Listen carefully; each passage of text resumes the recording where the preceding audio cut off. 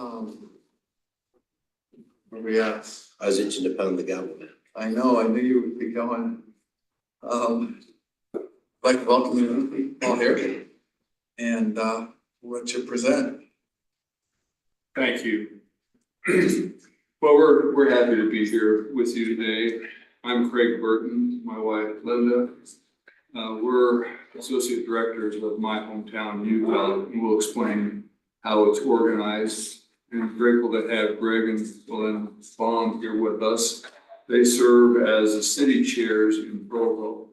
And we'll kind of explain how we're organized, their function, and what we do. We're hopeful that we can go through this. If you have questions, make it an open dialogue so that we can answer any questions that you have. Okay, this is supposed to advance, but it's not.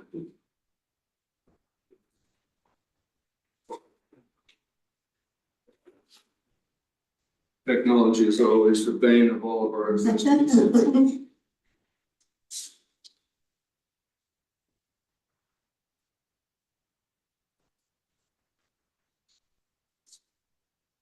It's like it's frozen. While he gets that up and going, let me just share a couple of things.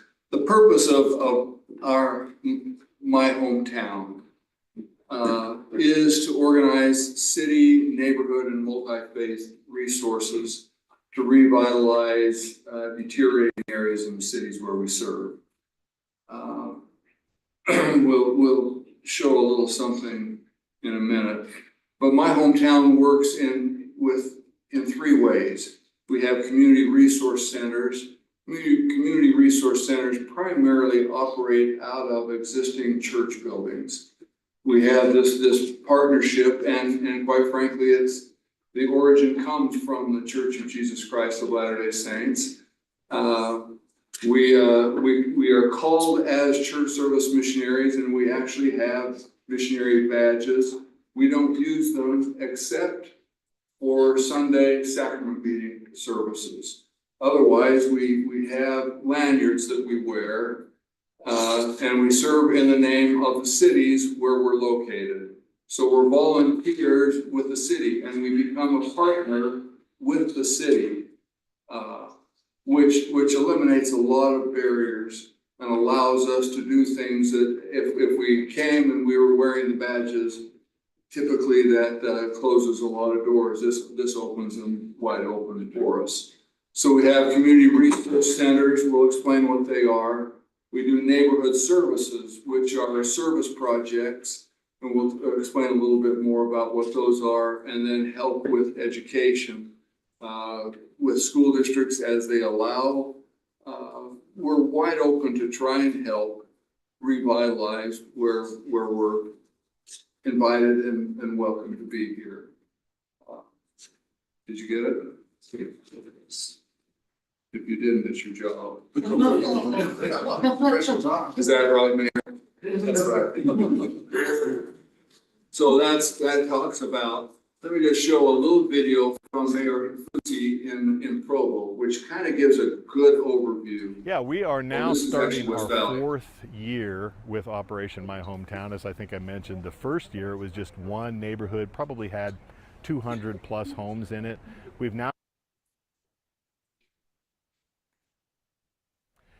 are now starting our fourth year with Operation My Hometown. As I think I mentioned, the first year it was just one neighborhood, probably had 200 plus homes in it.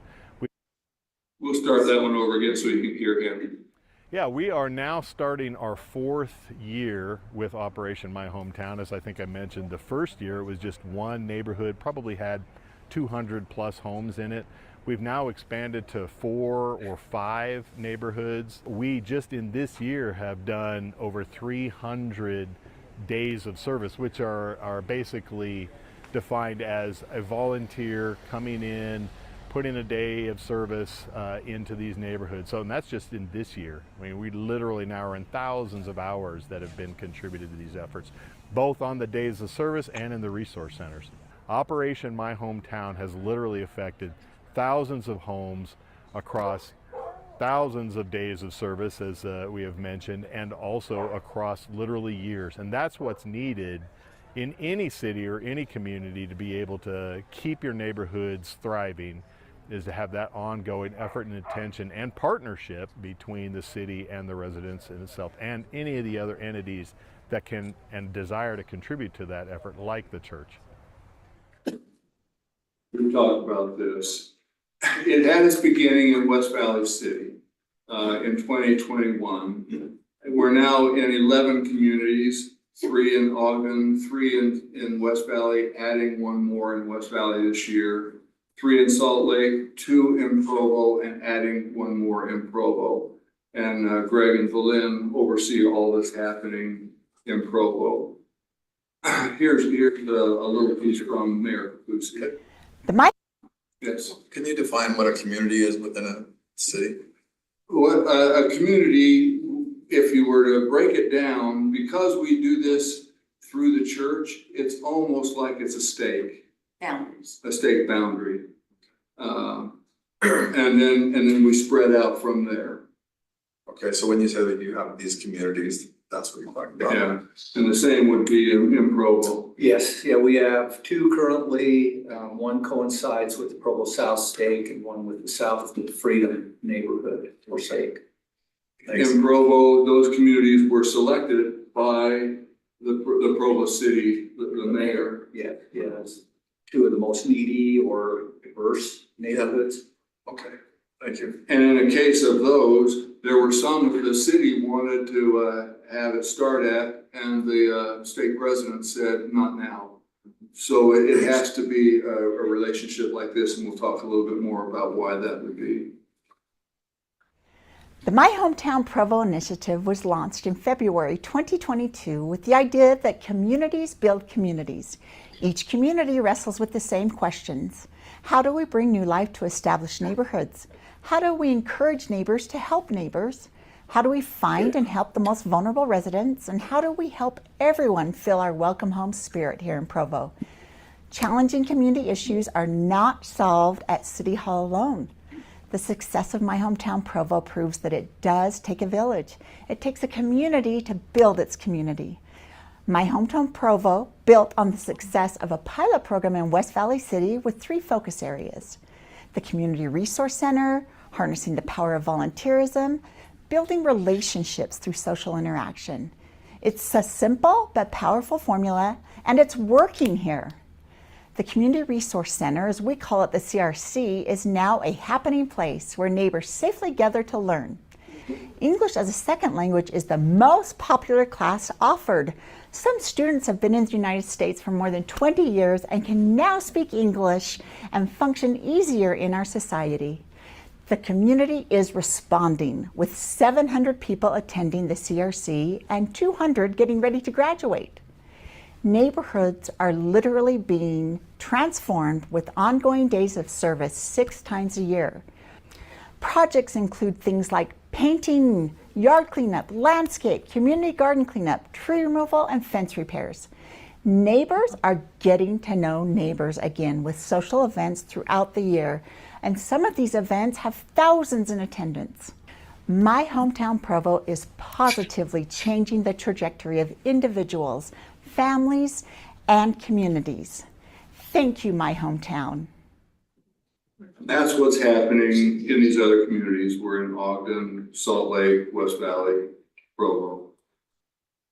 This kind of gives an overview of 2023. The My Hometown weekly volunteers, that's 608. The days of service volunteers, 12,400. The days of service hours were 65,000.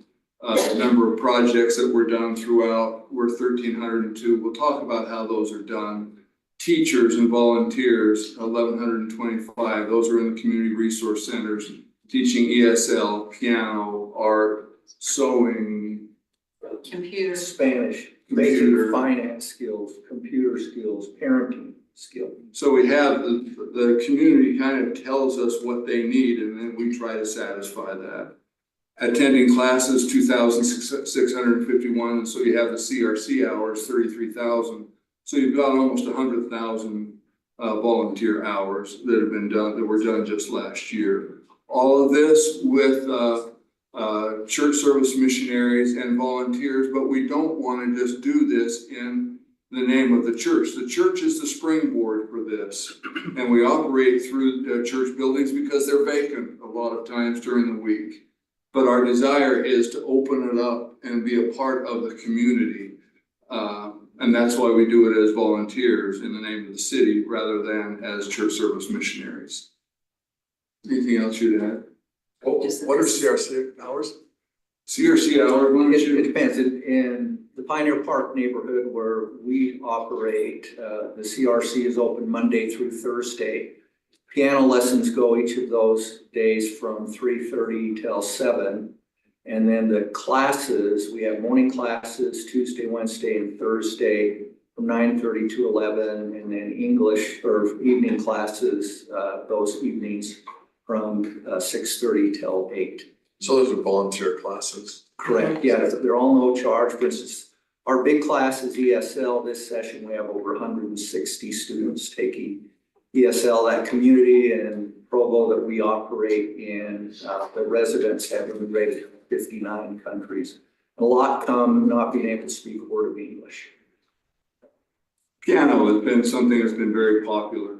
These are children that would never have a chance otherwise. We bring in teachers and they teach them. If they practice and they attend their lessons, we give them a keyboard at the end, so that they're able to practice at home, and then they come. The church has provided pianos or larger keyboards that they can use to teach, trying to make this a good experience for them as well. Same thing goes with sewing.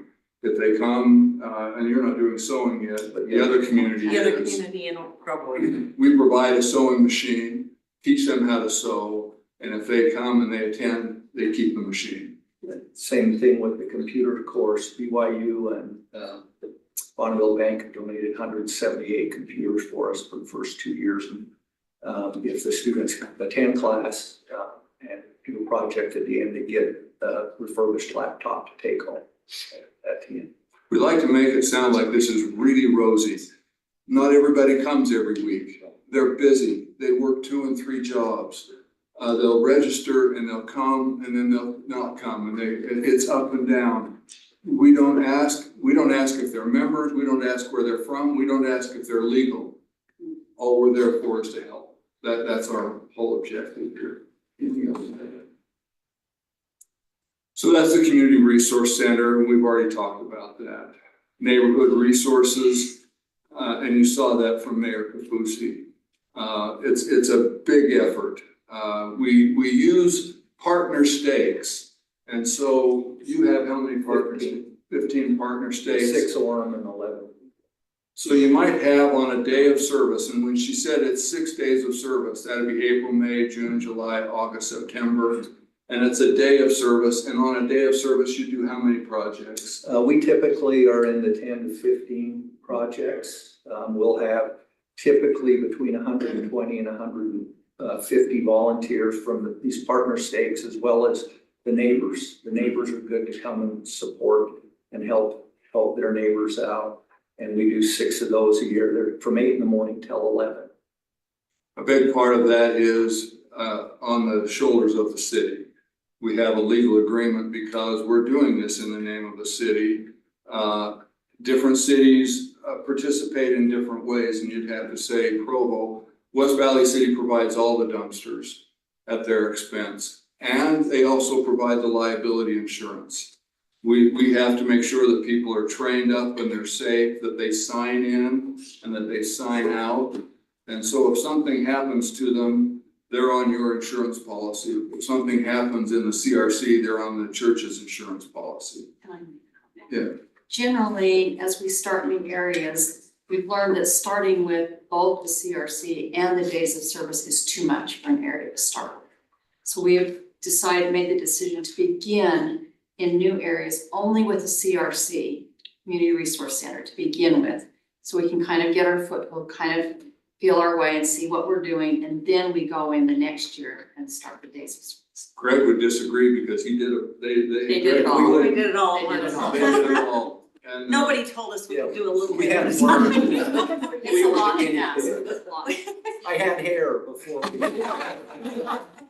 these days of service are huge efforts, and that's where the church service missionaries come.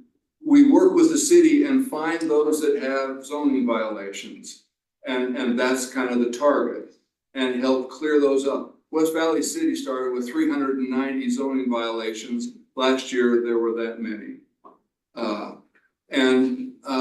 If we're helping somebody in their home, the people, to the degree that they're able, pay for the materials, we provide the labor, the manpower. If it's something that they can't do, then we'll come to the city and say, does the city have resources? We work as a partner here to help lift the community and help people. So that's why we gave Janica, where are you, Janica? We gave Janica an agreement, sample legal agreement that we'd have your city attorney look at and say, yes, we're willing to enter into that agreement. Because we won't do the days of service unless we have a full cooperative agreement with the cities where we serve. And we have those in all the cities where we are. We never like to be behind Provo. If we are timing wise here, then we wanna act fast and do better than this. Speed of the year. So we'll start with 5 CRC. Now you're talking. Oh, we asking 5 buildings. This basically shows how we're organized. This is done under the direction of the Quorum of the 12. The area presidency in Utah has approved this, and they approve the areas where we go. Then there's an area 70, and then there's my hometown area directors. That's Mark and Mary Durham, and then we are also area directors, and there's another couple out of Ogden. Then we have my hometown associate directors. Actually, that's us. And city chairs, which are the bombs. We don't have a city chair yet for Orem. If you wanted us to come, the first thing we would do is we'd find somebody that would serve as a city chair that would be a liaison for my hometown and with the city. That we find and feel, and you would agree, would work well with the city. How often do you meet with Tara and the city? Well, we began as directors in the Pioneer Park neighborhood, and we met with the city liaison once a week. To Our start. presidency for the first year. After the first year, we backed that off to every other week. But the city has just been awesome to work with. And we couldn't do it without, With that. our city liaison is so helpful on everything we do. Because she knows, she has the contacts, she knows the people, she knows how to arrange for things with the city. And so that partnership is just crucial. Her name is Tara Riddle, and if you know her, if you've been in her office, she doesn't have a name placard. Her placard just says fixer of everything. She really is.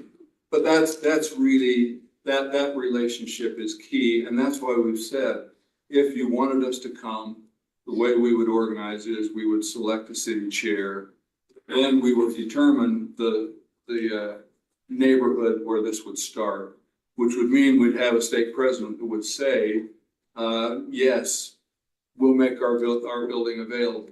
Where the bombs began, it's a 2-story older building, and it facilitates what's being done.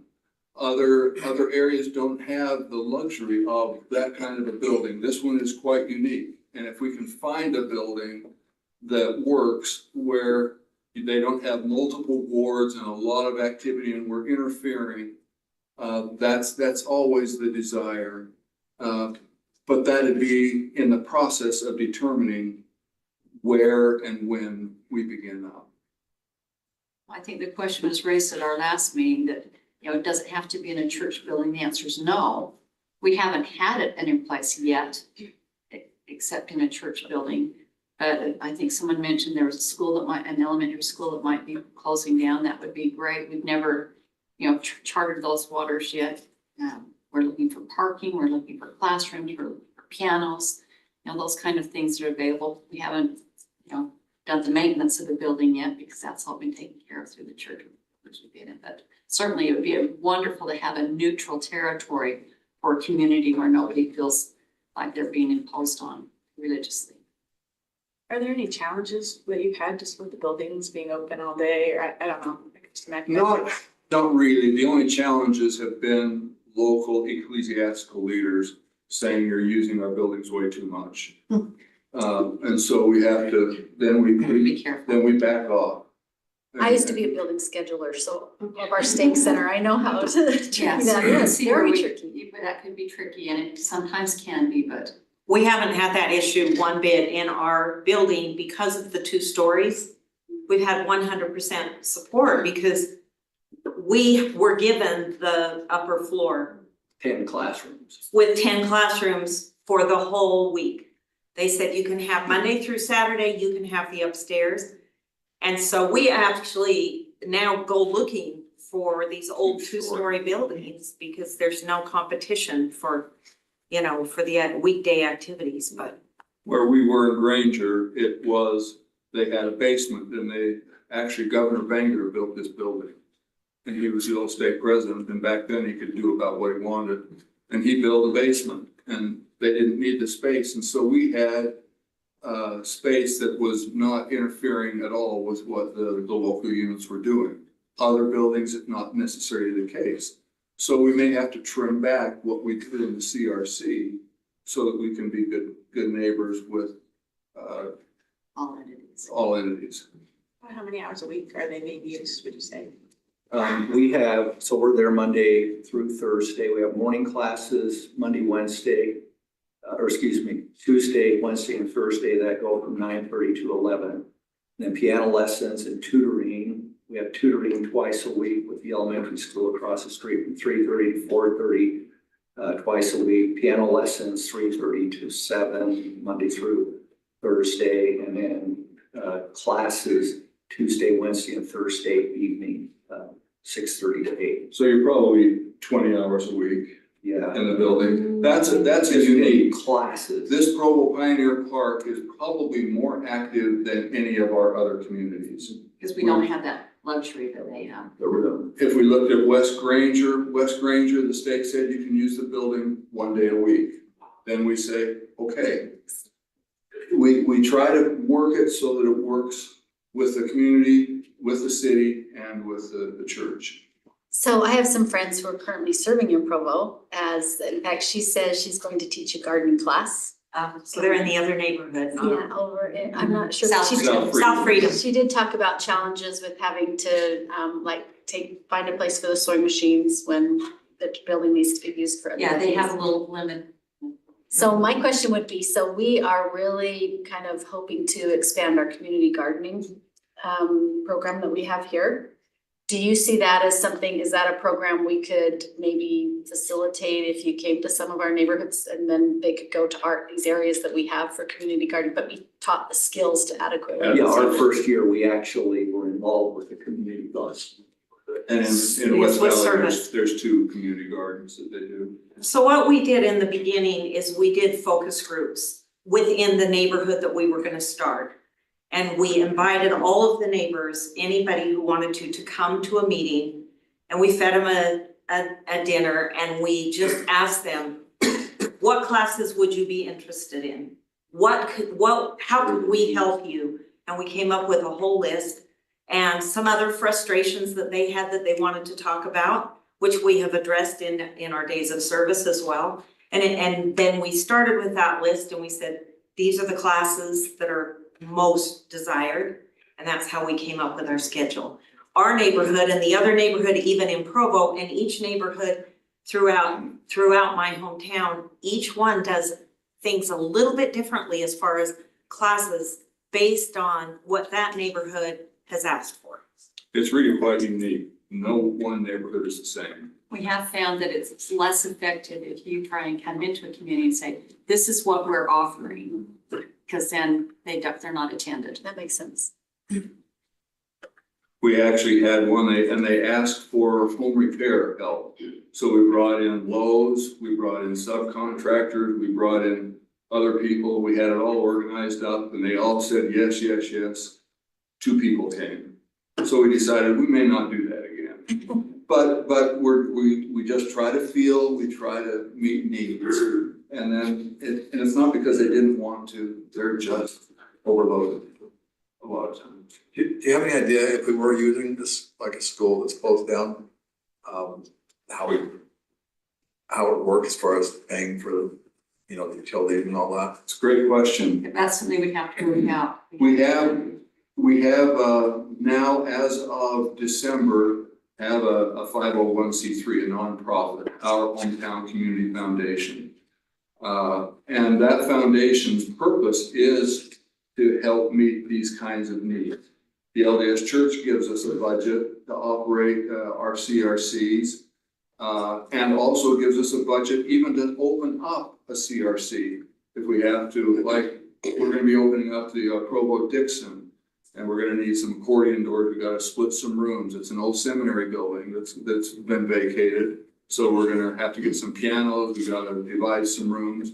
We've got a budget to do that with, and the church provides that. But the city is a big part of that too, primarily in the days of service.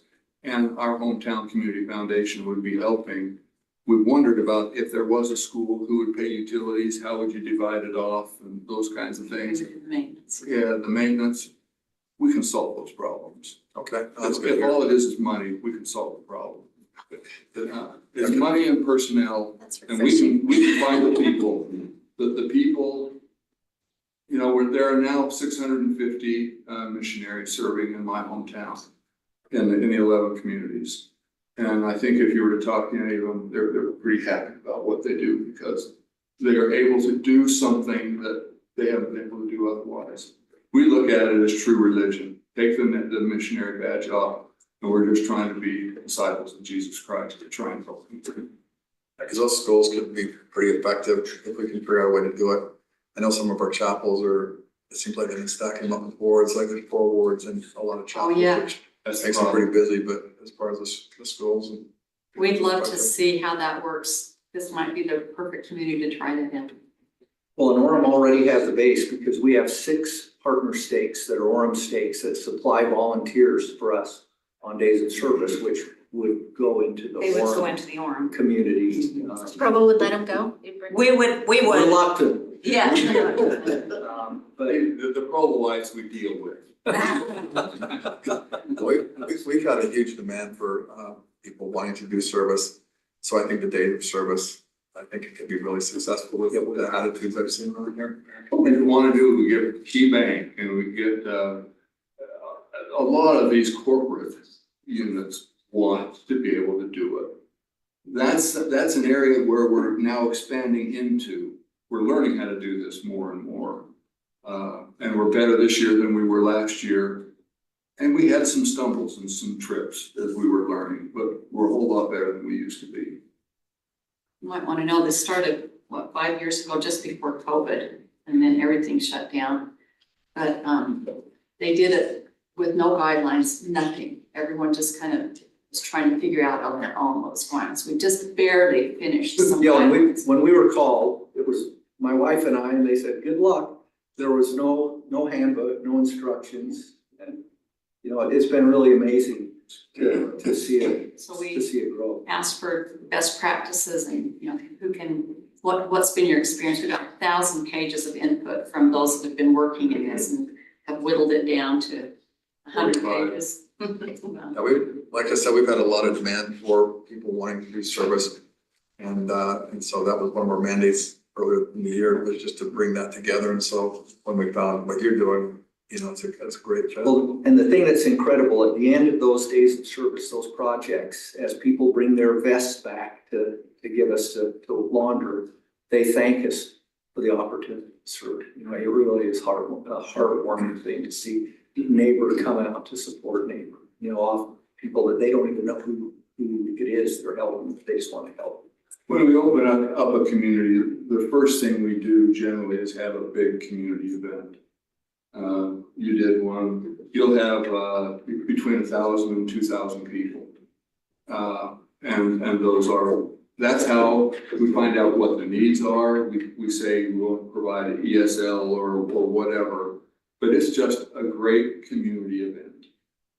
And that's how you kick it off, and then you move out from there. In some ways, we've learned how to do that a lot better. In those community events, the city is very much involved with that. So. We start yesterday.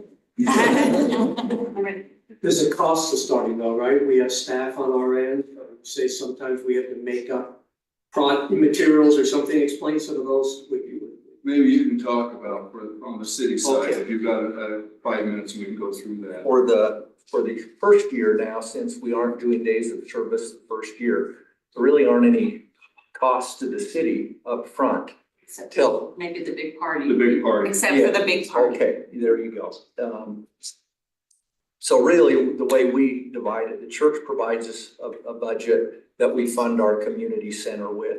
And then the city provides a budget. In Provo, they give each of the two neighborhoods $50,000 a year for these community events, or not. Well, days of for the days service of service. and So we asked the people whose homes we're going to pay what they can pay, and what they can't pay, then the city picks up in that. We really haven't spent the $50,000 either the 2 years we've been going. But the city provides dumpsters, roll-off dumpsters for the projects. If there's a 60-foot tree in the backyard that's dead, they'll send the arborist crew in to cut it down, and they leave it in chunks in the backyard. And then on the day of service, we haul them out.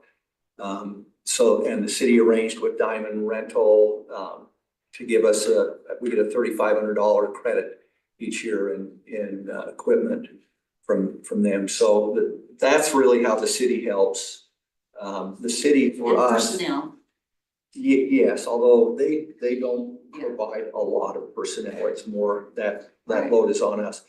But they do also provide some of the funding for our community activities. We have three. We have one, we start with the local elementary school, who's the most impoverished elementary school in Provo. It's a 75% minority school, 45% of the kids are English language learners. And so they asked us to come help the first year. It's a great activity. Then the city provides the pool, the rec center pool after closing one summer night. So we go from 8:30 to 10 and have a big swimming party. All we pay for are the lifeguards, $500 for lifeguards, and then we buy refreshments for everyone that comes. And then we have a end of year in September, a big carnival at one of the parks. City erects a stage, and we have bands from the community, mariachi bands, local bands performing, neighbors singing. J-Dogs comes in. We had 800 hot dogs last year, and I think 50 or 100 pizzas, creamies.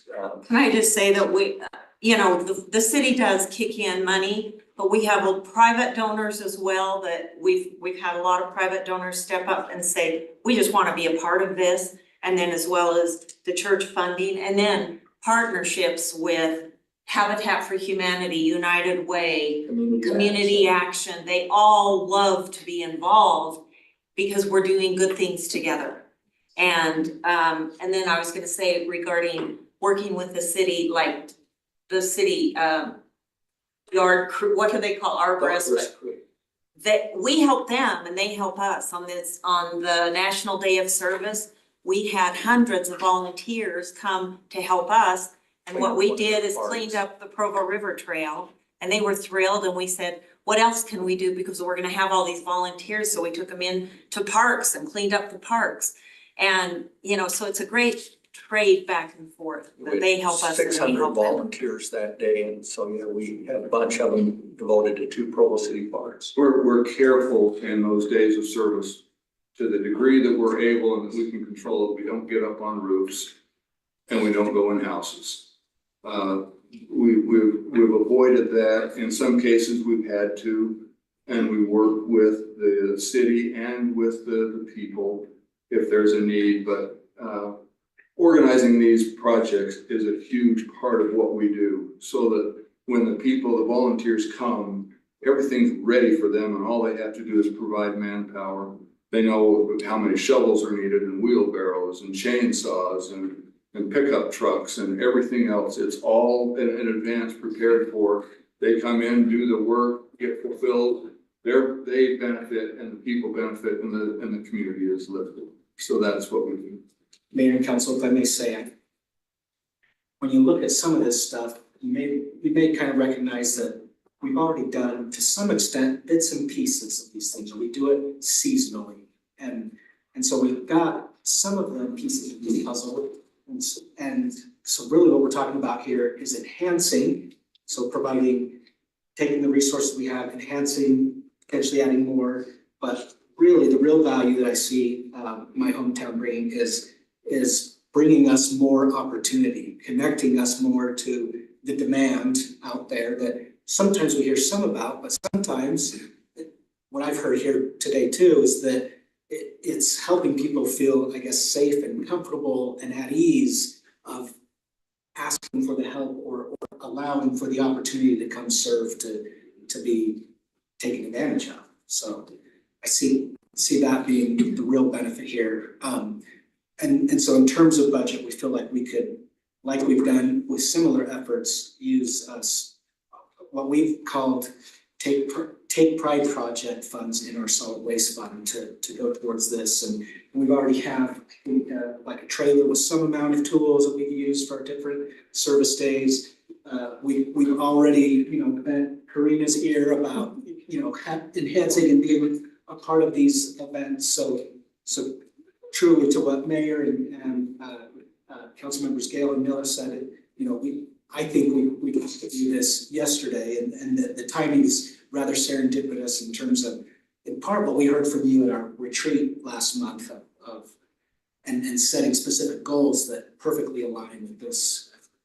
What we would ask, if it is something that you want, you give us a contact person that we can work with, because there's a lot of advanced organization that needs to come together. And you'll get tired of us, but in the process, we'll love to be a part of this. Is there a scenario where we can go faster than, waiting for a second year to do the days of service? Is there a scenario where?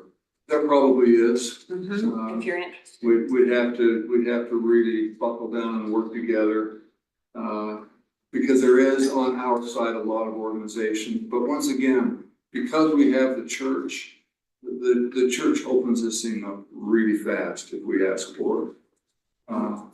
It's a marvelous partner of which we are members and a part of, but it is pretty incredible what happens when we engage the church.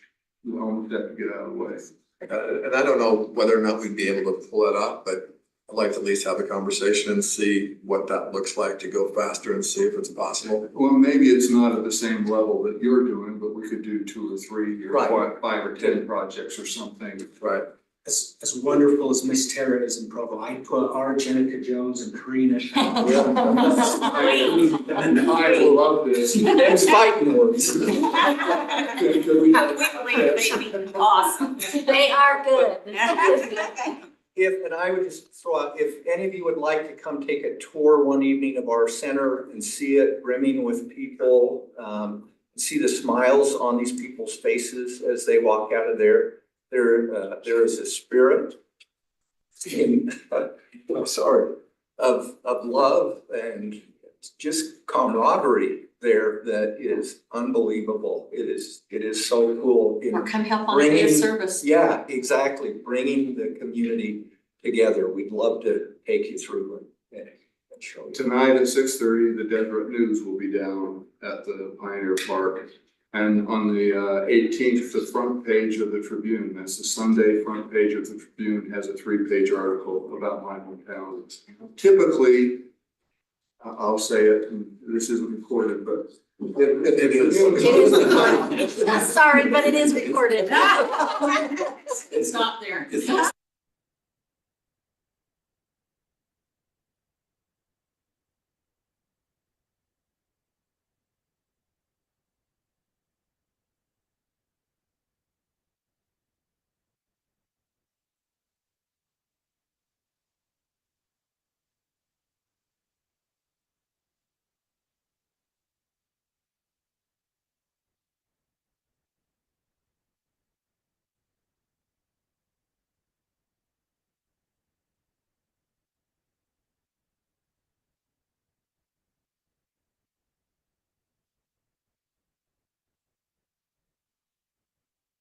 Here it is.